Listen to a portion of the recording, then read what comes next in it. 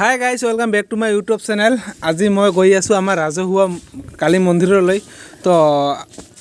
তো ভক্তগণ আহক আৰু ভিডিঅ'টো আপোনালোকে দেখক।